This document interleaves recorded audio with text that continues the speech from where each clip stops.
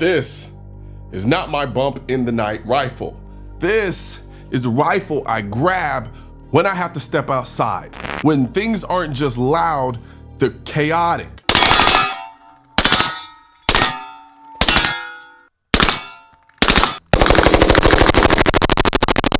When it's not one threat, it's multiple. When it's not defending a doorway, it's defending a block.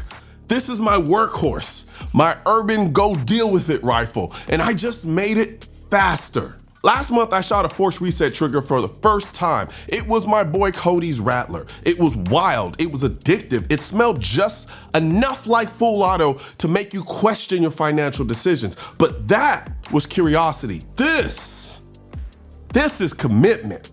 Because I don't want an FRT just for fun. I wanted to know if it belonged in a serious rifle, not a range toy, not a flex build, not a look how fast this goes.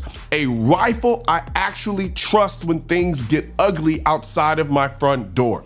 So I dropped a rare breed FRT into my Daniel Defense Mark 18, my workhorse. The rifle that lives in that sweet spot between compact CQB hammer and touch out across the street capability. Because if there is one AR platform built to take abuse, it's the Mark 18. Overgassed on purpose, short, brutal, reliable, it's the rifle you run when you expect chaos, not comfort. Now, for years, I've had this thing set up like a short recce rifle. Leupold LPVO, offset red dot, trying to make it do everything. But over time, I realized something. Sometimes you have to let the rifle be what it was built to be. The Mark 18 is not a do-everything precision platform. It's a CQB workhorse. So I stripped it back down.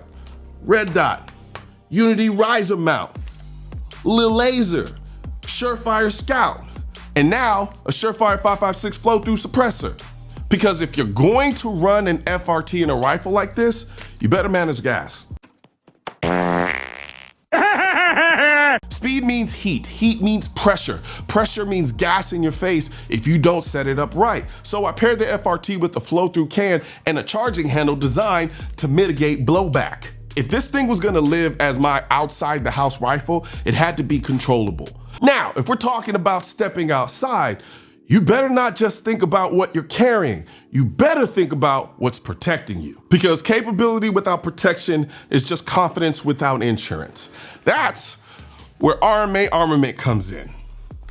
These right here are their new 1165 Generation 2 plates. Level RF3 or level 4 protection, multi-curve, edge-to-edge ceramic and polyethylene coverage, and made in Iowa. And instead of just reading you specs, I did what I do. I threw them into a carrier, mounted that carrier on a still silhouette, and I shot it. First in semi-auto with this Mark 18. Walked up and checked it. No penetration.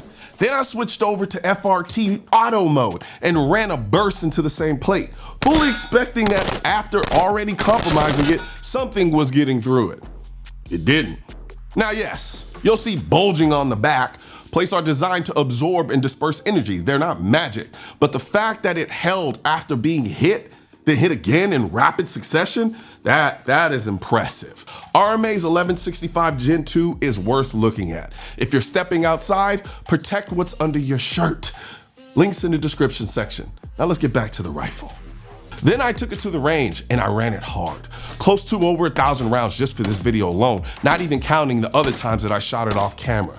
Dry, dirty, different mags, suppressed, you name it. And not one malfunction. That's when this stopped being a novelty in my mind. Because novelty guns don't survive abuse. Workhorse guns do. And this thing chewed through everything. Now, let's address the elephant in the room. No, this is not full auto. It is still 1 round per trigger pull. But what the FRT does when it's tuned right is force reset that trigger so fast that your finger becomes the limiting factor. And on this Mark 18, the cyclic rate feels perfect. Not chaotic, not uncontrollable, not just spraying, just fast enough to feel like controlled aggression. And here's where it got serious for me. It's not about mag dumping. You sure about that? You sure about that? It's about the measured burst. 3, 5, 6, on demand. At urban distances, 50 yards and in, recoil management becomes a margin of error. And this setup stays flat. I can modulate it, I can stay on target, I can decide how much I'm sending. That's not about showing off, that's about capability. If you're outside your home protecting your family, your property, your people, and multiple threats are moving, the difference between sending 1 round and sending 3 controlled rounds in the same window of time, that matters. That's not reckless, that's decisive. Now, are there trade-offs? Absolutely. You will burn ammo, you will accelerate wear, your suppressor better handle heat, your bolt will cycle faster, you better maintain your rifle. Performance is never free. But the Mark 18 was built for abuse, and in this configuration, it feels like these two were meant to live together. Now, here's the part that surprised me. Semi-auto, or is it FRT semi? I had a Geisley Super 3 gun trigger in the rifle here before. Beautiful trigger. I assumed I'd be sacrificing that feel for speed. I wasn't. In semi, this rare breed trigger is clean. Is it Geisley perfect? No. But if I lock this rifle in semi and never touch the FRT mode again, I'd still run this trigger. That changed my perspective because now this isn't just a party trick. It's a rifle that can live in semi 99% of the time. And when things escalate, flip the selector and it becomes something else. Now, yes, there's a learning curve. You have to train with the selector. You have to be intentional. You have to build that muscle memory to know to sweep past what you normally do. This is not magic, it's just mechanical. But once you understand it, it feels natural. And here's the honest part. My desire for a true transferable full auto has honestly dropped dramatically because what I get here is the force multiplying capability without the machine gun baggage, without the tax stamp nightmare, without the 6-figure price tag, without the political bullseye. It's still semi-auto, but it moves.